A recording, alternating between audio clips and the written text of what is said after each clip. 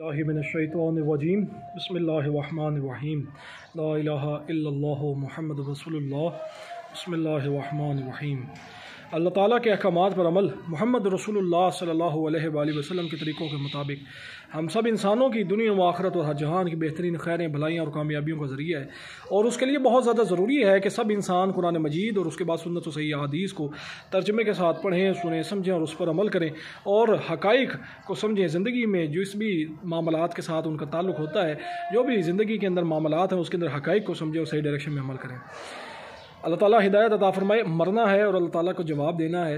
इस जुल्म की दास्तानें बहुत सारी सुन चुके हैं और ख़ास तौर पर अब जिससे शर्म से सर झुक गया और इंतहाई अफसोसनाक जो ख़बर है जो कि मरी मोहम्मद ख़ान और के ख़ानदान, उसकी बीवी और उसके बच्चे, उसकी बेटी, उनके साथ मज़ालिम और उनका बेईमाना तशद्दुद और उनके साथ इतने अरसे के साथ उनको अगवा किया गया और उनके ऊपर रेप और ज़्यादतियाँ उनके साथ की गई और उसके बाद उनको मार दिया गया, उनको शहीद कर दिया गया और उनकी लाशों का मुसला किया गया, उनकी लाशों को मस्ख किया गया, उनके चेहरे को बिगाड़ के उनको तेज़ाब फेंक दिया गया।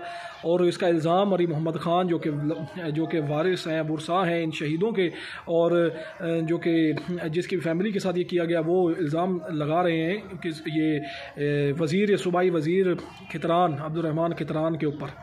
बज़ाहिर तो यही समझ में आ रहा है कि यही मुजरिम है, क्योंकि जो मामलात उनके फैमिली की तरफ से किए जा रहे हैं कि उसने इतने अरसे से आवाज़ वो उठा रहे हैं उनके ख़िलाफ़ और उनको अगवा किया हुआ है नाजायज़ और उसके ऊपर जुल्म और उनको अब यहाँ तक कि शहीद कर दिया गया और औरत और उसकी बेटी को या उसके बेटे को, कुछ उनके अफराद को शहीद कर दिया गया और अभी भी उसके घर के अफराद उसके कब्ज़े में हैं या उसने अगवा किए हुए हैं। तो ये इंतहाई शर्मनाक ये वाक़या है। अब इस तरह के बहुत सारे और भी शायद वाक़यात होते हों जो कि हम तक पहुँचते ही ना हो या आम आवाम तक पहुँच या लोगों तक पहुँचते ही ना हो और छुप जाते हों, खामोशी से दब जाते हों इन लोगों वडेरों के और इन लोगों के जुल्म के वजह से। मैं अल्लाह ताला से दुआ करता हूँ अल्लाह ताला हमें हिदायत और ईमान, सब इंसानों को हिदायत अता फ़रमाए और इन ज़ालिमों को अल्लाह ताला सख्त तरीन अज़ाब अता फ़रमाए, इनको दुनिया में भी और आखिरत में भी सख्त तरीन अज़ाब अता फ़रमाए। अल्लाह ताला मज़लूमों की मदद फ़रमाए।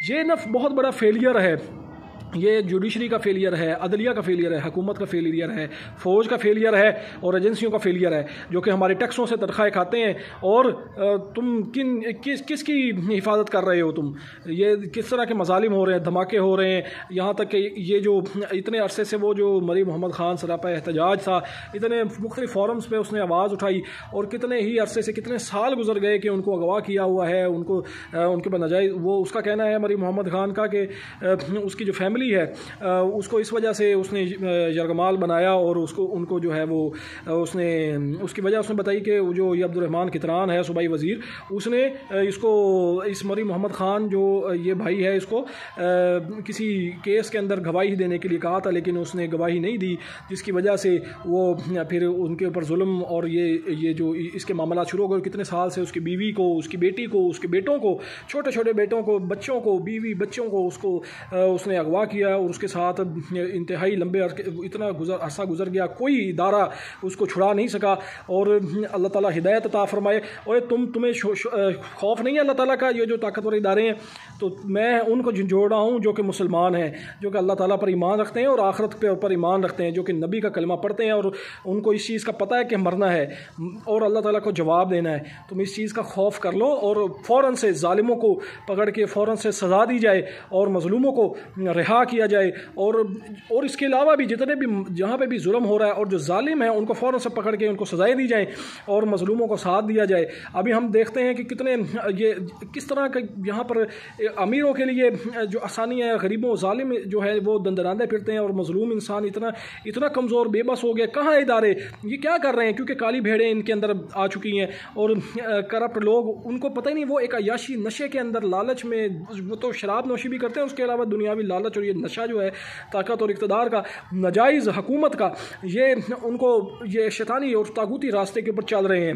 یہ چھوٹے سے لے کر بڑے تک، بڑے سے لے کر چھوٹے تک، ہاں کسی بھی ادارے کے ساتھ تعلق ہو اس کا، میرا پیغام ہے تمام انسانوں کو کہ اللہ تعالیٰ سے ڈر جائیں، اللہ تعالیٰ کا خوف کر لیں، کیونکہ تم نے بھی مرنا ہے، میں نے بھی مرنا ہے، اللہ تعالیٰ کو جواب دینا ہے. تو اللہ تعالیٰ کا خوف کرو، اللہ تعالیٰ کے حکم کے مطابق عمل کرو، اور یہ ظلم کو روکو. یہ دنیا امتحان گاہ ہے، یہاں پر جو بیج تم بو رہے ہو انشاءاللہ عز و جل اس کا پھل کاٹو گے.